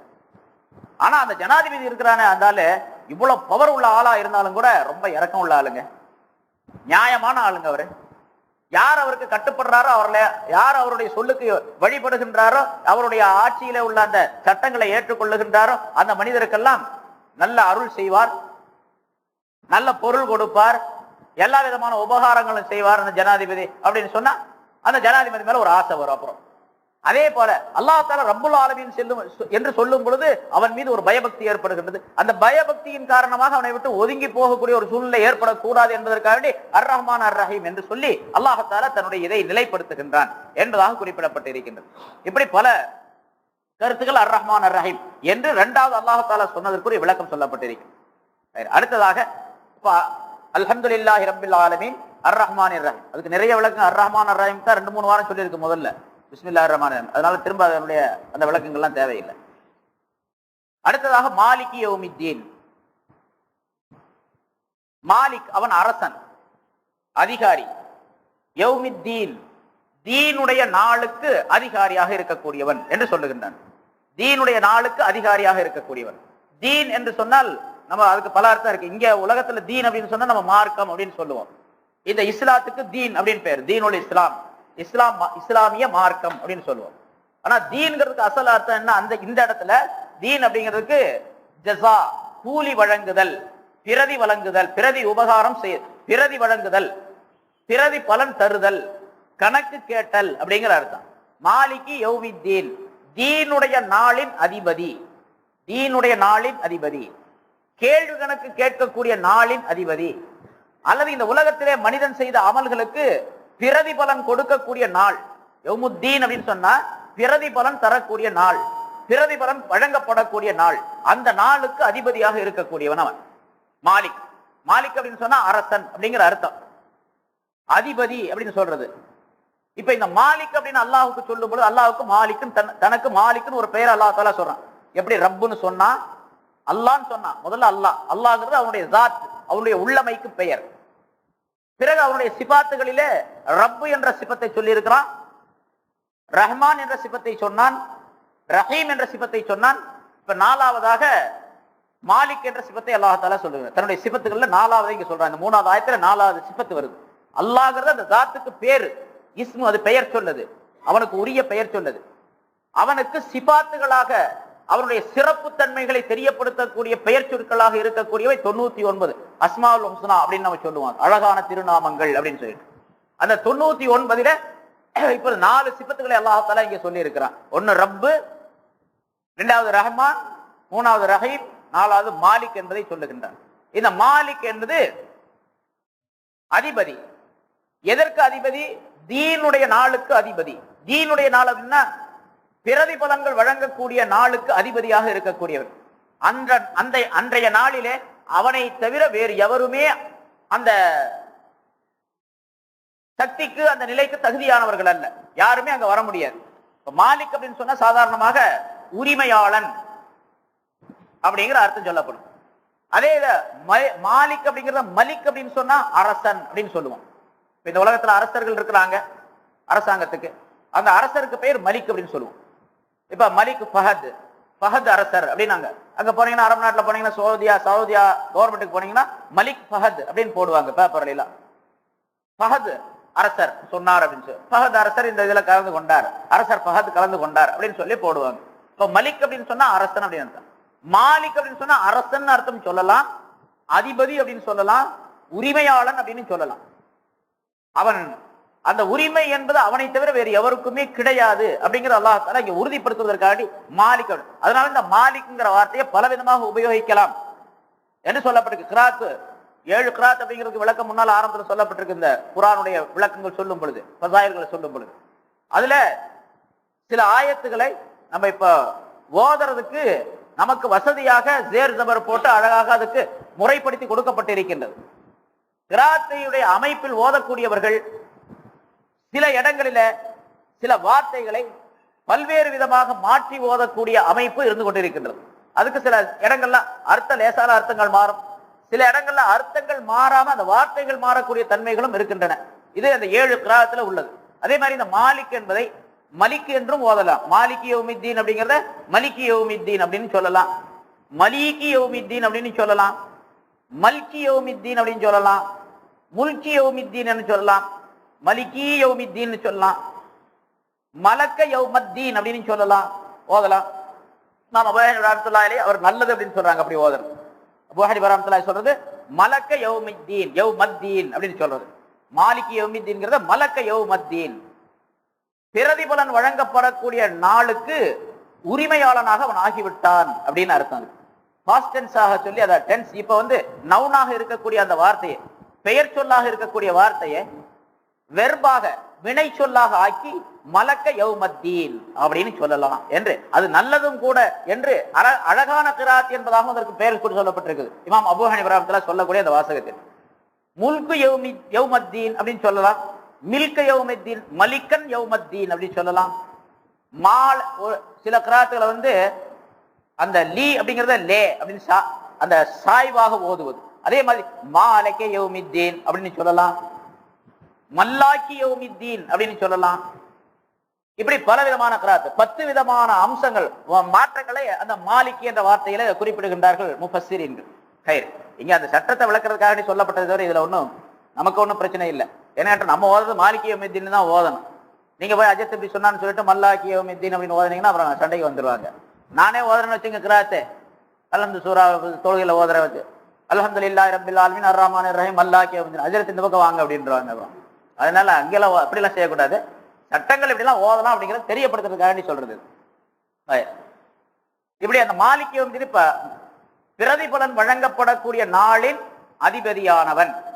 இந்த மாலிக் அப்படிங்கிறதுக்கு தெளிவான பொருள், விரிவான பொருள் செய்ய வேண்டும் என்று சொன்னா அதுக்கு காதிருன் அலா இஹ்திராஇல் அஹ்யானி மினல் அதமி இலல் வுஜூதி வஅக்ஸிஹி அப்படின்னு அதுக்கு விளக்கம் சொல்லப்பட்டு இருக்கின்றது. அதாவது பொருள்களை இல்லாமையிலிருந்து உண்டாக்கி தரக்கூடிய சக்தி பெற்றவன், இல்லாமையிலிருந்து உண்டாக்கி தரக்கூடிய சக்தி பெற்றவன். ஒரு பொருளை உலகத்தில் இருக்கக்கூடிய விஞ்ஞானிகளோ அறிவியலாரோ ஒரு பொருளை உண்டாக்கணும்னு அதுக்கு முன்மாதிரி ஒண்ணு இருக்கணும். முன்னால ஒண்ணு இருந்தா தான் அதை பார்த்து தான் இன்னொரு பொருளை உண்டாக்குறோம்.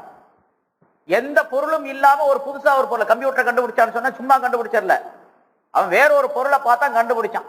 பறவையை பார்த்தான் விமானம் படைத்தான் அப்படின்னு சொல்றான், பறவை பறந்து பார்த்தா விமானம் கண்டுபிடிச்சான் அப்படின்னு சொல்லிட்டு இந்த பூரா அப்புறம் இந்த மரவட்டை இதெல்லாம் ஊர்ந்து போறதை பார்த்தா இதை கண்டுபிடிச்சான், ரயில கண்டுபிடிச்சான். இப்படி ஒவ்வொன்றுக்கும் ஒரு பூச்சியை பார்த்தா அதை கண்டுபிடிச்சான் அப்படின்னு சொல்றான். இன்னொரு பொருளை பார்த்தா இன்னொரு பொருளை கண்டுபிடிச்சான் அப்படிலாம் சொல்லப்படுகின்றது இல்லையா. கொஞ்சம் கொஞ்சமா இருந்து அது வளர்ந்து பெருசாயிடுச்சு. இப்ப இன்னும் அதிகமான இன்னும் என்னென்ன மாதிரியான விமானங்கள்லாம் கண்டுபிடிக்கப்பட இருக்கின்றது. இன்னும் கூட ஆள் இல்லாமலே விமானம் போகும். ஆள் இல்லாமல் சொன்னா எல்லா பாசஞ்சர் இல்லாமல் இல்ல, விமானம் ஓட்டி இல்லாமல் விமானம் போகும். இப்போ கூட விமானம் போறது அப்படித்தான் பெரும்பாலும் போகுது. பைலட் இருக்கிறான் அப்படின்னு சொன்னா அவன் குறிப்பிட்ட தூரம் வரைக்கும் தான் அவன் இன்ஜினை இயக்கி கொண்டு போய் மேல போன உடனே அந்த கம்ப்யூட்டர் காம்பஸை வச்சு அந்த கம்ப்யூட்டர்ல பொருத்தி அதை இயக்கி வச்சுட்டு அவன் உட்காந்து பார்த்துக்கிட்டே இருப்பான் கையை கட்டிக்கிட்டு. அவ்வளவுதான். விமானம் அவனை ஓட்டி ரயில் மாதிரி கார் மாதிரி ஓட்டிக்கிட்டே போறது இல்லது. மேல போனவன குறிப்பிட்ட தூரம் போன உடனே அந்த காம்பஸ் இருக்கும். எந்த ஊருக்கு இங்கிருந்து சிங்கப்பூருக்கு போனா சிங்கப்பூர் திசையை பார்த்து அந்த காம்பஸை திருப்பி வச்சு கம்ப்யூட்டரோட சேர்த்து வச்சு கரெக்டா வச்சிருவான். அப்புறம் போய் இறங்கக்கூடிய இடத்துல டைம் ஆச்சு கரெக்டா வந்துச்சுன்னா அந்த இடத்துல வந்த உடனே அவன் இறக்குற வேலை, ஏத்துற வேலை, இறக்குற வேலை, இடையில பறக்கிற வேலை தானா செஞ்சுக்குது.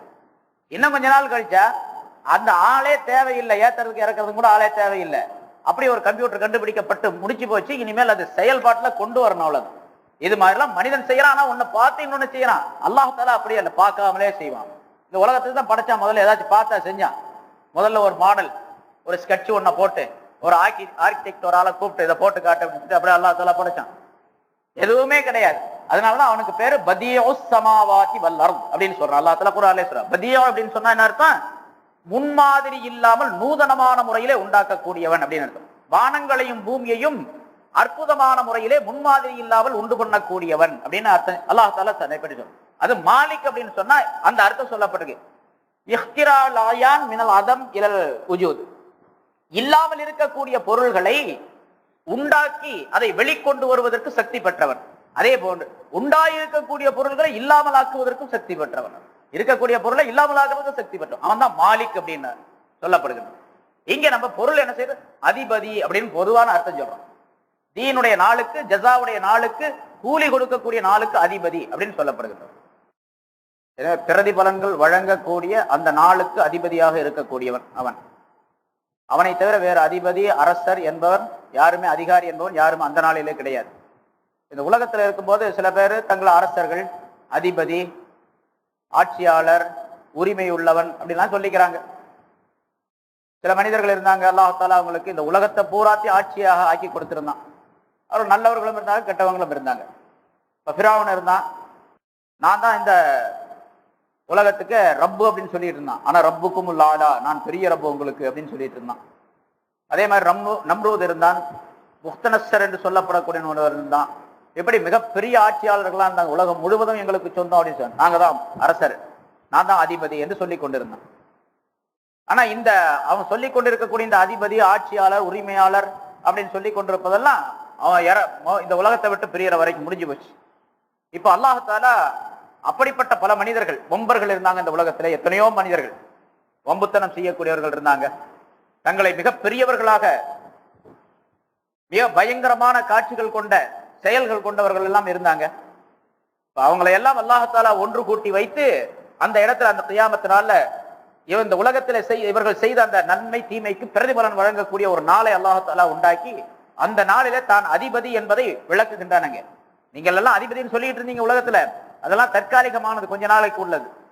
இப்ப உண்மையான அதிபதி யார் அப்படிங்கிறத இப்ப தெரிஞ்சுங்க அப்படிங்கிற வகையில் அல்லாஹ் தஆலா தன்னை பற்றி சொல்லி காட்டுகின்றார். தன்னை பற்றி ரப்புல் ஆலமீன் என்று சொல்லி, அர் ரஹ்மான் அர் ரஹீம் என்பதாக சொல்லி தன்னுடைய அதிகாரத்தை அல்லாஹ் தஆலா தெரியப்படுத்துகின்றான். நான் எவ்வளவு பெரிய அதிகாரம் உள்ளவன் என்று சொன்னால், இந்த உலகத்தில் யார் யாரெல்லாம் அதிகாரிகள் என்று சொல்லிக் கொண்டு இருந்தார்களோ அவர்கள் எல்லாம் என்னிடத்தில் கட்டாயமாக சரணாக வேண்டும், என்னிடத்தில் வந்து சேர வேண்டும். அவர்கள் உலகத்தில் என்ன செய்தார்களோ அதற்கெல்லாம் பிரதிபலன் கண்டிப்பாக கொடுக்கப்பட்டே தீரும். அதற்கெல்லாம் நான் அதிபதியாக இருக்கின்றேன் என்று அல்லாஹ் தஆலா. அதனாலதான் கியாமத் நாள்ல மஹ்ஷருடைய மைதானத்தில் எல்லா மக்களும் நின்று கொண்டிருக்கக்கூடிய அந்த நாளிலே கோடிக்கணக்கான மக்கள், இப்ப எத்தனை கோடி ஆதம் அலைஹிஸ்ஸலாம் இருந்து கடைசி வரைக்கும் இருப்பாங்க, அத்தனை கோடி மக்களும் அங்க நிற்பாங்க. நிக்கக்கூடிய நேரத்துல எப்படி இருக்குன்னு கேட்டா ஒரு சப்தம் கூட கேட்காது. இப்ப நம்ம பாக்குறோம், 10 பேர் இருந்தா சத்தம், 100 பேர் இருந்தா அதை விட சத்தம், 1000 பேர் இருந்தா அதை விட சத்தம். இப்படி மக்கள் அதிகமாக அதிகமாக சத்தங்கள் அதிகமாகும். ஆனா அந்த நாள்ல எப்படி இருக்கும், அப்படின்னு அல்லாஹ் தஆலா சொல்றான். அந்த நாள் எப்படி இருக்குன்னு கேட்டா, ரஹ்மானுக்கு முன்னிலையிலே சப்தங்கள் எல்லாம் ஒடுங்கி விடும். வெறும் அவர்கள் விடக்கூடிய அந்த மூச்சுடைய அந்த சப்தத்தை தவிர வேறு எதையும் பார்க்க முடியாது. அல்லது அவர்களுடைய வேதனையின் காரணமாக அனத்தக்கூடிய லேசான முனகல் சத்தத்தை தவிர வேற எதையும் பார்க்க முடியாது அந்த நாள்ல. பலா தஸ்மஉ இல்லா ஹம்சா, நபியே நீர் கேட்க முடியாது ஹம்ஸ் என்ற சத்தத்தை, அப்படிங்கிற சத்தம், வேதனையின் காரணமாக அனத்தக்கூடிய சத்தம், அந்த சத்தத்தை தவிர, அல்லது அவர்கள் மூச்சு விடக்கூடிய சத்தம், வேதனையின் காரணமாக பயங்கரமாக மூச்சு விடக்கூடிய அந்த சத்தத்தை தவிர வேற எல்லாரும் பேச முடியாம ஆயிடுவாங்க. அல்லாஹ் தஆலா வேற பல இடங்கள்ல சொல்றா. அல்லாஹ் தஆலா யௌம யகூமுர் ரூஹு வல் மலாயிகத்து ஸஃபன் லா யதகல்லமூன இல்லா மன் அதில லஹுர் ரஹ்மான் என்று அல்லாஹ் தஆலா சொன்னான். ரூஹ் ஜிப்ரீல் அலைஹிஸ்ஸலாம் அவர்கள், பிரம்மாண்டமான படைப்பு ஜிப்ரீல் அலைஹிஸ்ஸலாம் அவர்களும் மலக்குகள் எல்லாம் அணிவகுத்து அவனுடைய முன்னிலையில் நிற்கக்கூடிய நாளிலே லா யதகல்லமூன இல்லா மன் அதில லஹுர் ரஹ்மான், ரஹ்மான் யாருக்கு அனுமதி தருகின்றானோ அவர்களை தவிர வேறு எவரும் பேச முடியாது. அப்படிப்பட்ட ஒரு நாள்ல அல்லாஹ் தஆலா கேட்பான். எல்லாரும் பேசாமல் இருக்கக்கூடிய, சப்தம் எல்லாம் ஒடுங்கி இருக்கக்கூடிய நேரத்தில் அல்லாஹ் தஆலா லிமனில் முல்குல் யௌம் அப்படின்னு கேட்பானா அல்லாஹ் தஆலா. குர்ஆன்ல அல்லாஹ் தஆலா சொல்லி காட்டுகிறார், இன்றைய தினத்திலே யாருக்கு ஆட்சி சொந்தம் சொல்லுங்க அப்படின்னு கேட்பான். யாருமே பேச மாட்டாங்க, யாரும் பேச முடியாது, யாரும் பேச முடியாது. எவ்வளவு இந்த உலகத்திலே எவ்வளவு பெரிய அதிகாரிகள் என்று தன்னை சொல்லிக் கொண்டதெல்லாம் யாருமே பேச முடியாது. வாய் அடைத்து போய் பேசாம நிற்பாங்க. லிமனில் முல்குல் யௌம் அப்படின்னு கேட்பான் அல்லாஹ் தஆலா. யாருமே சொல்ல முடியாத நேரத்தில் அவனே ஜவாப் சொல்லுவான். லில்லாஹில் வாஹிதில் கஹ்ஹார், அடக்கி ஆளும்படியான அல்லாஹ்வுக்கே இன்றைய தினத்திலே ஆட்சி சொந்தம் அப்படின்னு அல்லாஹ் சொல்லுவான். அப்படிப்பட்ட அதிபதியான, சாதாரணமான அதிபதி அல்ல. அந்த நாளிலே வேற யாரும் அவனோடு சேர்ந்து அந்த தீர்ப்பு செய்வதற்கோ அவனுடைய அந்த தீர்ப்புகளை ஏற்படுத்தி நரகத்திற்கும் சொர்க்கத்திற்கும் மனிதர்களை அனுப்புவதற்கோ வேற யாரும் துணையாக இருக்க மாட்டார்கள். இப்போ நம்ம உலகத்துல பாக்குறோம், ஒரு மந்திரி, சாதாரணமான மந்திரிங்க, அந்த மந்திரிக்கு கீழே ஒரு 10 பேர் 20 பேர் இருப்போம். ஒரு பிரதமர் அப்படின்னு சொன்னா அவனுக்கு நூற்றுக்கணக்கான ஆள் உதவியாளர்கள், நூற்றுக்கணக்கான மனிதர்கள் உதவியாளர்கள் இருக்கிறாங்க. அவன் வேலை செய்ய அவனால ஒரு ஆளை சிலை செய்ய முடியாது. அல்லாஹ் அப்படிப்பட்டவன் அல்ல, அப்படிப்பட்ட அதிபதி அல்ல. இங்க உள்ள அதிபதிகளுக்கு பல துணை ஆள்கள் தேவை. அந்த துணை எல்லாம் அவனுக்கு தேவையில்லை. அதனால அல்லாஹ் தஆலா லிமனில் முல்குல் யௌம், இன்றைய தினத்தில் ஆட்சி யாருக்கு சொந்தம் அப்படின்னு கேட்கிறான். லில்லாஹில் வாஹிதில் கஹார். அல்ல இப்படி ஒரு கருத்து சொல்லப்பட்டிருக்குது. லிமனில் முல்குல் யௌம், இன்றைய தினத்தில் ஆட்சி யாருக்கு சொந்தம் அப்படின்னு அல்லாஹ் கேட்பான். பேசாமல் வாயடைத்திருக்கக்கூடிய அந்த ஜனங்கள் எல்லாம், எல்லா மக்களும் ஒன்றாக சேர்ந்து ஒரே குரல்ல சொல்லுவாங்க, லில்லாஹில் வாஹிதில் கஹார். யார் யாரு ஆட்சி எனக்கு சொந்தம் இந்த உலகத்துல சொல்லிட்டு இருந்தா அவன்லாம் சேர்ந்து சொல்லுவான். எல்லாரும் சேர்ந்து ஒட்டுமொத்தமாக ஒரே குரலிலே சொல்லுவார்கள், லில்லாஹில் வாஹிதில் கஹார். அடக்கியாலும் சக்தி பெற்ற அல்லாஹ்வுக்கே எல்லா ஆட்சியும் சொந்தம் அப்படின்னு சொல்லுவாங்க என்று சொல்லப்பட்டிருக்கு.